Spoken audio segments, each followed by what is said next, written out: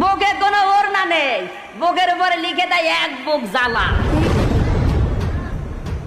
এ যেন চটি গল্পের আসর। গল্পকথক খুব রসালো একটা প্রশ্ন ছুড়ে দিয়েছেন ভরা মজলিসে। যুবতী মেয়ে 20 বছর 22 বছর 25 বছর বয়স, যদি ওয়ান পিস পরে নামে কেমন লাগে বলেন? যেখানে বসে আছেন 8 বছরের নবীন থেকে 80 বছরের প্রবীণ। পর্দার অন্তরালে আছেন অনেকের মা বোনেরাও। এমনই এক পরিবেশে বক্তা চাচ্ছেন সবাই যেন ভেবে বলে, 22 বছর 25 বছরের যুবতী মেয়ে, বুকে কোনো ওড়না নেই, স্কিন টাইট প্যান্ট পরে গেঞ্জি গায়ে দিয়ে যদি নামে কেমন লাগে বলেন তো? হ্যাঁ, আফসোস মজলিসে বসে থাকা কারোর উত্তরই পছন্দ হয়নি নারীর শরীর নিয়ে অশ্লীলতায় মেতে ওঠা এই বক্তার। অবশেষে তার ব্যক্তিগত অবজারভেশন, ওড়না যদি কোনো মেয়ে যদি না পরে, ও যদি শুধু জামা গায়ে দিয়ে পাখির মতো দাঁড়ায়, ও তো বিশাল পাহাড়। বুকে কোনো ওড়না নেই, এমন ব্লাউজ গায়ে দিয়েছে কোনো হাতাই নেই, আর পেট মনে হয় ফুটবল খেলার মাঠ, বজ্রমালার মতো। সকাল বিকাল 2 বেলা ইন্ডিয়ান সিরিয়াল গুলে খাওয়া এই বক্তা এইটুকু ওয়াজের মধ্যেই অন্তত 4টি জিনা করেছেন এবং করিয়েছেন মজলিসের সবাইকে দিয়ে। আজ বাংলাদেশে ইফতিজিং হওয়ার পেছনে কিন্তু দোষ পুরুষের চাইতে মেয়েদের বেশি।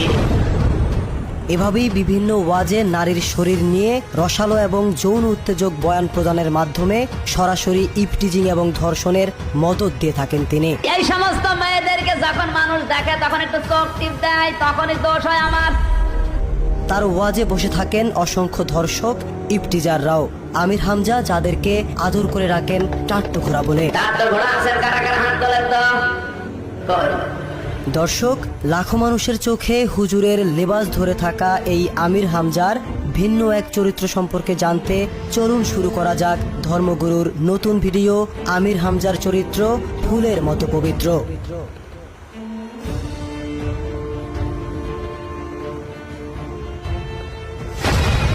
পোশাক আশাক দিয়ে, যৌনতা দিয়ে, যে কোনো কায়দায় আপনাকে আনন্দ দেওয়া লাগবে, ওইটা নেককার মহিলা।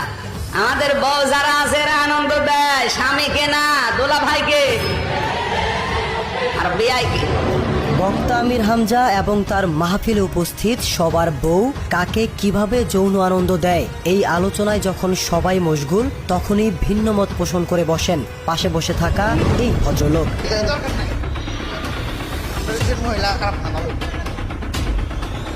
আর তাতেই খেপে গিয়ে ওয়াজ থামিয়ে দেন মাহফিলের চাঁদার টাকায় বউকে শাড়ি গহনা কিনে দেওয়া বক্তা আমির হামজা। আপনি আরো ভালো ভালো নিয়ে এসে বুঝে নেন, দরকার নেই। প্রায় প্রত্যেক মাহফিলেই তিনি একই রকম ওয়াজ করে ফ্রাস্ট্রেটেড নিরীহ জনসাধারণকে তাদের স্ত্রীদের বিরুদ্ধে উস্কে দেন। টাকা পয়সা খরচ করি আমরা, সোনো পাউডার ব্লাউজ কিনে দিয়ে মরি আমরা, আর এগুলো দেখে মজা মারে ভ্যান চালক আর দোকানদার। এমনকি বিবাহিত পুরুষের পরকীয়া প্রেমের জন্য নারীদেরকে দায়ী করে পুরুষদেরকে আরো বেশি পরকীয়ার প্রতি উদ্বুদ্ধ করেন এই বক্তা। কত মহিলা তার স্বামীর হক আদায় করে না সামর্থ্য থাকার পরেও, এই জন্য অধিকাংশ পুরুষ মানুষ আজ পরকীয়া প্রেম করে। নিজেকে ভার্সিটির মাল বলে পরিচয় দেওয়া এই আমির হামজা ওয়াজ মাহফিলকে বানিয়ে ফেলেছেন নারীদের পোশাক এবং শরীরবৃত্তীয় চর্চা কেন্দ্র। এত পাতলা পোশাক পরে শহরে পাঠায়, যুবকরা একবার দেখলেই ক্যামেরায় ঠিক করে নিতে কোন জায়গায় কি আছে। কেমন পোশাক পরলে কোন নারীকে কেমন দেখা যায় এটা যেন তার আলোচনার নিত্যকার রসদ। এমন টাইট ফিট বোরকা বানিয়েছে, মাজা কয় ইঞ্চি সব চোখের আন্দাজে নেবে নেওয়া যায়। ওয়াজে বসে শ্রোতারা যখন নারীদের শরীর নিয়ে ভাবেন, সেই পরিস্থিতিতে জিনার মতন কবিরা গুনাহের ভাগীদার হন প্রত্যেকেই। এটা আমির হামজার জেনে রাখা উচিত। কথা বলেন না কেন? আল কোরআনে সূরা বনী ইসরাইলের 32 নম্বর আয়াতে নির্দেশ করা হয়েছে, তোমরা জিনার ধারে কাছেও যেও না, কারণ এটি একটি লজ্জাজনক ও নিকৃষ্ট কর্ম। দর্শক, গরিবের জাকির নায়েক ওরফে আমির হামজা নিশ্চয়ই জানেন না যে নারীদেরকে পর্দার ওসিয়ত করার আগে ওসিয়ত করতে হবে পুরুষদেরকে। মহান আল্লাহ নিজেই নারীদের পর্দা প্রসঙ্গে বলার আগেই বলে নিয়েছেন পুরুষদের পর্দার কথা। সূরা নূরের 30 নম্বর আয়াতের শুরুতেই গোটা বিশ্বের অধিপতি জানিয়ে দিয়েছেন, হে নবী, মুমিন পুরুষদের বলে দিন তারা যেন তাদের দৃষ্টিকে নিচু করে এবং লজ্জাস্থানের হেফাজত করে। কিন্তু যে জিনিস আসতেছে যশোর MM কলেজের মেয়েরা, বুকে কোনো ওড়না নেই। মহান আল্লাহ আল্লাহর এই দৃষ্টি সংযত করার নির্দেশ ভুলে গিয়ে বেঈমান বক্তা আমির হামজা রাস্তায় বের হন কেবল নারীদের দেখার জন্য এবং চোখ টিপ দিয়ে বিরক্ত করার জন্য।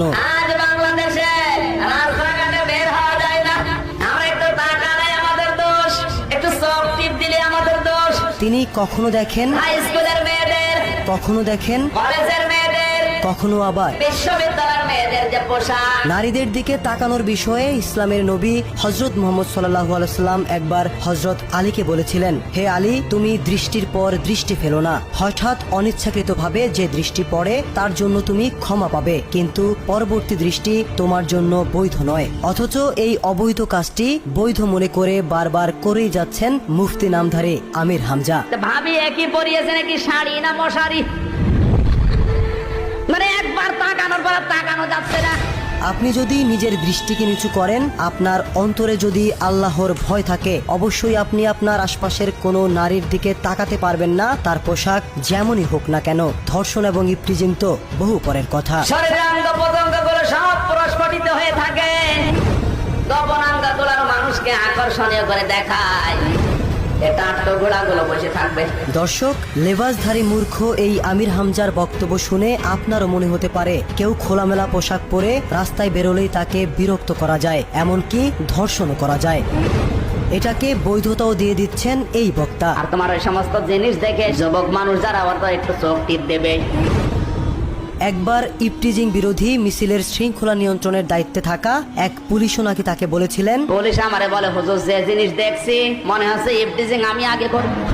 এই ধরনের বিকৃত চাওয়াকেও ঠিকই বলিস বলে মনে করেন ধর্ষণের উস্কানিদাতা এই আমির হামজা। কথা বলেন। এই সমস্ত মিথ্যা এবং বানোয়াট গল্প বলে বলে তিনি বারবার জোর গলায় প্রমাণ করতে চান যে ধর্ষণের মতন জঘন্য এবং বর্বর অপরাধের জন্য দায়ী নারীদের পোশাক। ওদের যৌন উন্মাদনামূলক পোশাকগুলো পুরুষকে ধর্ষণ করতে আজ বাধ্য করায়। তার এমন উস্কানিমূলক বক্তব্য শুনে ওয়াজের মাঠেই বিকৃত যৌন উত্তেজনা পেয়ে বসে 80 বছরের বৃদ্ধ মানুষেরও। ওই আপনি ঠিক বলেছেন।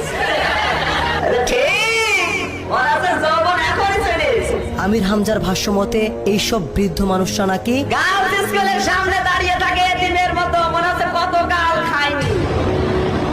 এইসব নোংরা কথার দরুন আজকাল মা বোনদের নিয়ে ওয়াজ শোনাও যেন কঠিন হয়ে দাঁড়িয়েছে। কিন্তু যারা ইসলাম ধর্ম সম্পর্কে ন্যূনতম জ্ঞান রাখেন তারা অবশ্যই জানেন যে নারীদেরকে রানী বানানোর শিক্ষা দেয় ইসলাম ধর্ম।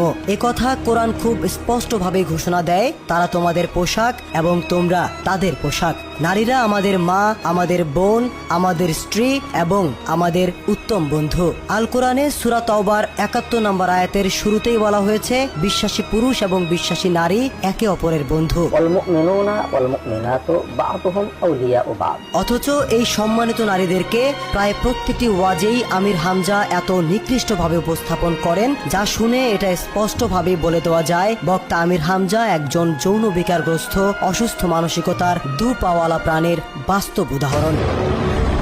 নয়তো তার চোখে কেবল পোশাক ধরা পড়তো না, তিনি অবশ্যই চোখে দেখতেন ধর্ষণ এবং শারীরিক নির্যাতনের শিকার হচ্ছেন 80 দিনের মেয়ে থেকে শুরু করে 80 বছরের বৃদ্ধা পর্যন্ত। এমনকি বাদ যাচ্ছে না আবাসিক হোস্টেলে থেকে পড়াশোনা করা এই ছোট্ট ছোট্ট ছেলে বাচ্চাগুলাও।